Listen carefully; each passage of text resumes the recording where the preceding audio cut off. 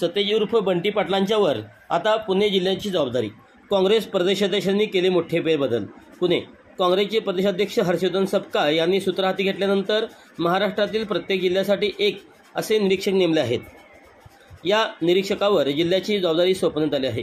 दरम्यान प्रदेशाध्यक्षपदाची जबाबदारी हुकलेल्या सतेज पाटलांच्यावर आता पुणे जिल्ह्याची जबाबदारी सोपवण्यात आली आहे। दरम्यान प्रदेशाध्यक्षपदाची जबाबदारी हुकलेल्या सतेज पाटलांच्यावर आता पुणे जिल्ह्याची जबाबदारी सोपवण्यात आली आहे।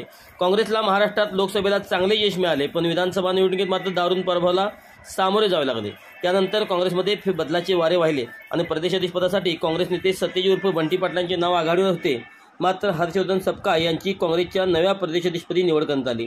नव्याने संघटन उभारणी करणे काँग्रेसच्या दृष्टिकोनातून अत्यंत महत्त्वाचे असून या संघटनात्मक गोष्टीचा आढावा घेण्याची जबाबदारी बंटी पाटलांच्यावर पुण्याची जबाबदारी सोपवण्यात आली आहे। प्रत्येक जिल्ह्याच्या निरीक्षकावर सोपवण्यात आलेल्या जिल्ह्यातील काँग्रेस पक्ष संघटनेच्या कार्याचा आढावा घेण्याची जबाबदारी त्यांच्यावर असणार आहे। त्यानुसार सपकाळ यांनी प्रत्येक जिल्ह्याकरता पक्ष संघटनेतील एका ज्येष्ठ पदाधिकाऱ्याची नियुक्ती केली आहे। एकेकाळी काँग्रेसचा गड असलेल्या पुणे जिल्ह्यात सध्या काँग्रेसचा एकही लोकनियुक्त प्रतिनिधी पाहायला मिळत नाही। निवडणुकीपूर्वी पुणे जिल्ह्यामध्ये काँग्रेसचे 3 आमदार होते, मात्र या विधानसभा निवडणुकीत पुणे जिल्ह्यातून काँग्रेसचा सुपडा साफ झाला आहे। पक्षाची हीच विस्कटली घडी पुन्हा बसवण्यासाठी काँग्रेसचे प्रयत्न सुरू आहेत। अशातच कोल्हापूरच्या सतेज पाटलांना पुणे जिल्ह्याची जबाबदारी सोपवण्यात आली आहे। काही दिवसात बंटी पाटील हे पुणे आणि पुणे जिल्ह्यातील पदाधिकारी आणि कार्यकर्त्यांच्या काँग्रेस नेत्याशी चर्चा करून सध्याच्या परिस्थितीचा अहवाल काँग्रेस प्रदेशाध्यक्षांना पाठवतील।